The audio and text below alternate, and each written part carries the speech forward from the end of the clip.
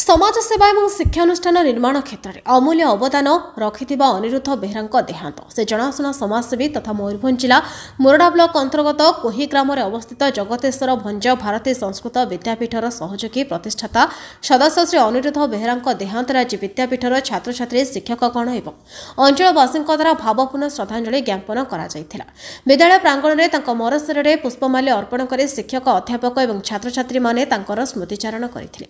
श्री बेहेरा जीवनव्यापी सामाजिक कार्य दरिद्र छात्र छात्री माने किपरि हाथ पाहांतारे शिक्षा पाई परिबे ताको दृष्टि रखी शिक्षानुष्ठान निर्माण करिबारे आगधाड़ी रही सहयोग करने सहित शिक्षा समाजसेवा क्षेत्र में सबुबले निजको नियोजित करथिले। विद्यापीठर प्रतिष्ठाता पूर्वतन प्रधान पंडित श्रीजुक्त मृत्युंजय बेहेरा कहते अनिरुद्ध बेहेरा जड़े प्रेरणादायी मनुष्यटी थिले। तांको अभाव आम समाज आम शिक्षानुष्ठान पर एक अपूरणीय क्षति से आमको जीवन मूल्यबोध शिखाई। श्री बेहेरा परिवार प्रति समवेदना जणाई स्थानीय लोके कार्य को अप्रतिम बोली कहते अस्तित्व समाज में सर्वदा जीवंत रहिबो बोली विश्वास करा जाउछि। ए भावपूर्ण श्रद्धांजलि सहित आम श्री अनिरुद्ध बेहेरा अमर आत्मार शांति कामना करुछु। प्रेरणा आम समाज को आगक नेब बोली आशा करुछु। तेज बहु विशिष्ट व्यक्ति बासभवन में पहुंची शेष दर्शन करने सहित परिवारवर्ग को सांत्वना देथिबा देखिबाको मिलिछि। मो पंडित श्री मृत्युंजय बेहेरा जगतेश्वर भंज भारती संस्कृत विद्यापीठ तथा महाविद्यालय आद्य स्रष्टा तथा प्राक्तन अध्यक्ष एवं ये अनुष्ठान प्रधान शिक्षक अटे। अनुष्ठान जड़े सदस्य देहांत अनुष्ठान छात्र छात्री द्वारा विदायकालीन श्रद्धांजलि ज्ञापन कराए अवदान अनुष्ठान प्रति दिवंगत अनिरुद्ध बेहेरा से जन समाज त्यागी लोक थे एवं आमर यही अनुष्ठान ये शिक्षा अनुष्ठान प्रति तांकर अवदान अतुलनीय थिला। एक प्रकार कहवाई गले से यही अनुष्ठानर प्रच्छदपटर जड़े अनन्य शिल्पी जार अर्थ आसे मोर व्यक्तिगत मत अनुसार से ई अनुष्ठानर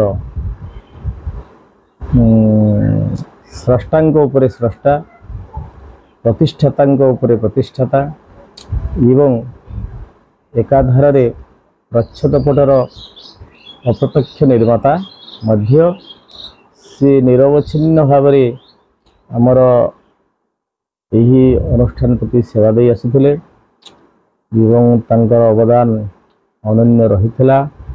सदा सर्वदा अनुष्ठानर सर्वांगीन उन्नति पाई से चिंता करुथिले एवं अनुष्ठान को सहयोग प्रदान करि आसुथिले तथा से विभिन्न समय रे परिचालना कमिटीर सदस्य पदरे तांकर नाम उल्लेख रहिथिला एवं वर्तमान सुधा बर्तमान जो संप्रति मैनेजमेंट आमर चली से परिचालना कमिटी जड़े सक्रिय सदस्य थिले सरकार द्वारा अनुमोदित होता एवं तांकर अनुष्ठान प्रति सेवा दक्षता अविस्मरणीय अटे।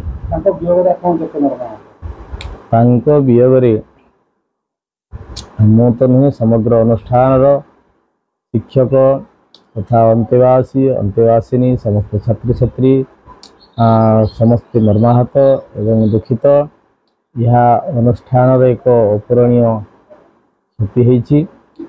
ये प्रसंग रे हमें समस्ते तथा मो मध्य तांकर अमर आत्मार सद्गति कामना करुछि। मयूरभंज घासीराम बेहेरा रिपोर्ट नायवती टीवी।